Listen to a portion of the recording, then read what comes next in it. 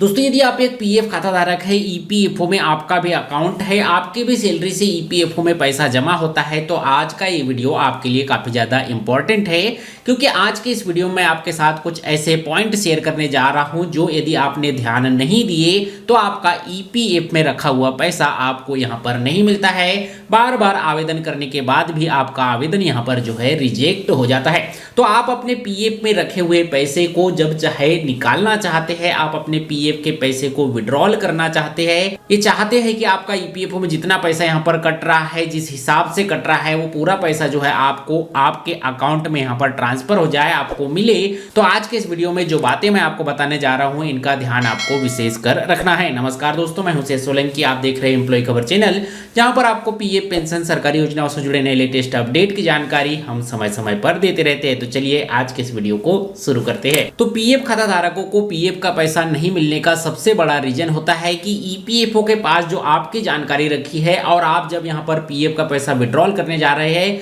जब जो फॉर्म भर रहे हैं उसमें जो जानकारी यहाँ पर दे रहे हैं वो मैच नहीं खाती है। यानी कि आपके यूएनए अकाउंट में जो भी इंफॉर्मेशन यहाँ पर है और आप जब फॉर्म भर रहे हैं तब जो इंफॉर्मेशन दे रहे हैं उसमें कहीं ना कहीं यहाँ पर जो है मिस्टेक है, वो दोनों आपस में मैच नहीं खाती है। तो आपका फॉर्म यहाँ पर रिजेक्ट हो जाता है और आपको पैसा नहीं मिलता है। इनमें कौन कौन सी जानकारियां हो सकती है, जैसे कि आपका नाम, आपका पिता का नाम, आपके पति का नाम यहाँ पर जो है गलत हो सकता है। इसे जो है आप फॉर्म भरने के पहले चेक करें कि आधार कार्ड में आपके यूएनए अकाउंट में वही नाम, आपके पति का वही नाम या आपके पिता का वही नाम या आपका स्वयं का वही नाम है या नहीं। साथ ही आपकी नौकरी ज्वाइन करने की और नौकरी छोड़ने की डेट आप पहले यहाँ पर पता कर ले और नौकरी छोड़ने के 2 महीने बाद ही यहाँ पर जो है पीएफ विड्रॉल के लिए फॉर्म भरे। तीसरा पॉइंट आपको ध्यान रखना है कि आपके यूएनए अकाउंट में आपकी केवाईसी यहाँ पर जो है कंप्लीट होना चाहिए, सही होना चाहिए, आपका आधार लिंक होना चाहिए, पैन कार्ड लिंक होना चाहिए और आपके बैंक संबंधित जानकारियां जो है यहाँ पर केवाईसी के अंतर्गत कंप्लीट होना चाहिए। इसके अलावा उम्र और जन्मतिथि भी आपको जो है यहाँ पर चेक कर लेना चाहिए कि जो डेट ऑफ बर्थ आपके आधार कार्ड या जन्म प्रमाण पत्र में है वही डेट ऑफ बर्थ आपके यूएनए अकाउंट में डली है या नहीं।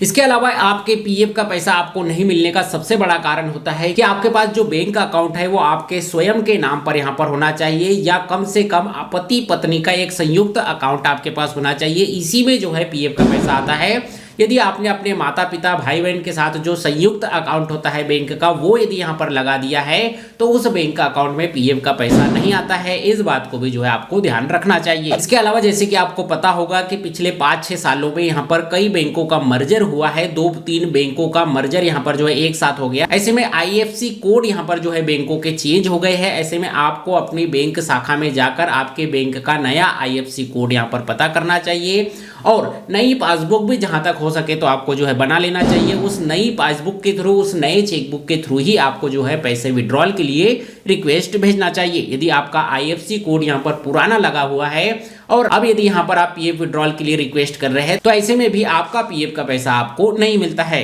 इसके अलावा जो पासबुक, जो चेकबुक आप यहाँ पर पीएफ का फॉर्म भरते समय लगा रहे हैं उसमें आपको ध्यान ये रखना है कि यदि आप चेकबुक लगा रहे हैं तो उसमें अकाउंट नंबर यहाँ पर व्यवस्थित लिखा हुआ है या नहीं, आपका नाम व्यवस्थित लिखा हुआ है या नहीं। यदि आप पासबुक लगा रहे हैं तो उसमें अकाउंट नंबर है या नहीं, आपका नाम व्यवस्थित है या नहीं, आईएफएससी कोड यहाँ पर जो है व्यवस्थित है या नहीं, यानी कि स्वच्छ सुंदर अक्षरों में दिखाई दे रहा है या नहीं, ये चीज भी आपको जो है पहले देखनी है। इसके बाद ही जो है यहाँ पर आपको चेकबुक या पासबुक की फोटो अपलोड करनी है और आपको ओरिजिनल चेकबुक, ओरिजिनल पासबुक के पहले पेज की जो इसमें आपकी फोटो होती है, जिसमें अकाउंट नंबर वगैरह डिटेल लिखी होती है, उसी पेज की फोटो अपलोड करनी है। उस पेज की फोटो कॉपी यदि आपके पास है और उस फोटो कॉपी को जो है आप अपलोड करते हैं तब भी जो है आपका फॉर्म यहाँ पर रिजेक्ट हो जाता है, तब भी आपका पीएफ का पैसा आपको नहीं मिलता है। इसके अलावा जब आप अपना यहाँ पर फॉर्म भर रहे हैं, चाहे आप ऑनलाइन भरो या ऑफलाइन भरो, आपके एम्प्लॉयर की तरफ से भरा जा रहा है या आपकी तरफ से भरा जा रहा है, ऐसी स्थिति में किसी भी विवरण को यदि आपने अधूरा छोड़ा है, ऐसी स्थिति में भी जो है आपका फॉर्म रिजेक्ट हो जाता है।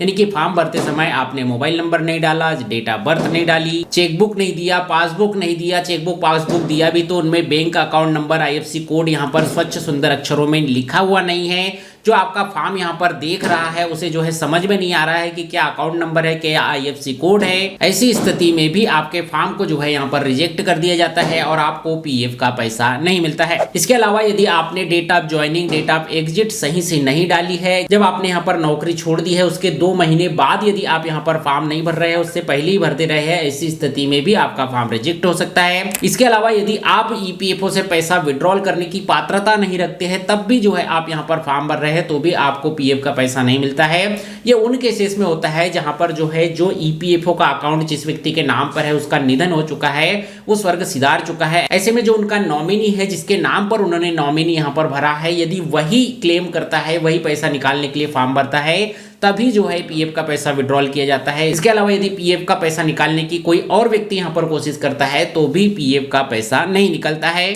इसके अलावा आपका जो यूएनए अकाउंट है, उस अकाउंट में जो भी इंफॉर्मेशन है वो आपके आधार कार्ड से यहाँ पर मैच नहीं कर रही है, तब भी जो है आप अपने पीएफ का पैसा विड्रॉल नहीं कर पाते हैं, पीएफ का पैसा नहीं निकाल पाते हैं। तो अपने आधार कार्ड के और यूएनए खाते में जो भी आपकी इंफॉर्मेशन है उन्हें जो है पहले यहाँ पर मैच कर लीजिए। इसके अलावा कई बार ऐसा भी होता है कि आप गलत फॉर्म यहाँ पर भर देते हैं, जैसे कि आपको पेंशन का पैसा विड्रॉल करना है और आप यहाँ पर पीएफ विड्रॉल का फॉर्म भर देते हैं, या आप यहाँ पर पेंशन का पीएफ का पैसा विड्रॉल करने के लिए अभी एलिजिबल नहीं है, तब भी जो है आप यहाँ पर फॉर्म भर देते हैं। अक्सर करके जो ऑफलाइन यहाँ पर जो है फॉर्म भरे जाते हैं तो ऐसे फॉर्म भी यहाँ पर जो है रिजेक्ट हो जाते हैं। ऑनलाइन में तो हालांकि जब आप एलिजिबल होते हैं तभी जो है आपको यहाँ पर फॉर्म शो किए जाते हैं। तो इन सब बातों का ध्यान आपको यहाँ पर रखना है। यदि आप एक पीएफ खाता धारक है तो पीएफ का किसी भी तरह का फॉर्म भरने से पहले, पीएफ का किसी भी तरीके का पैसा निकालने से पहले, पीएफ विड्रॉल के पहले जो है आपको इन बातों का ध्यान यहाँ पर रखना है, तभी जो है आपको आपका पीएफ का पैसा यहाँ पर मिलेगा और तभी जो है आप यहाँ पर फर्स्ट अटेम्प्ट में ही आप अपना पीएफ का पैसा विड्रॉल कर पाएंगे। इसके अलावा यदि इन गलतियों को आप यहाँ पर इग्नोर करते हैं और इनमें से कोई गलती यदि आपके पीएफ फॉर्म में, पीएफ अकाउंट में, पीएफ के यूएनए अकाउंट में, आपके आधार में या आपकी केवाईसी में कहीं पर जो है मिसमैच पाया जाता है तो आपको पीएफ का पैसा नहीं मिलता है। तो उम्मीद करता हूं आपको आज के इस वीडियो में दी गई ये इन्फॉर्मेशन, ये जानकारी पसंद आई होगी। ये वीडियो जानकारी आपको अच्छी लगी हो तो वीडियो को लाइक कीजिए, अपने सभी दोस्तों के साथ शेयर कीजिए।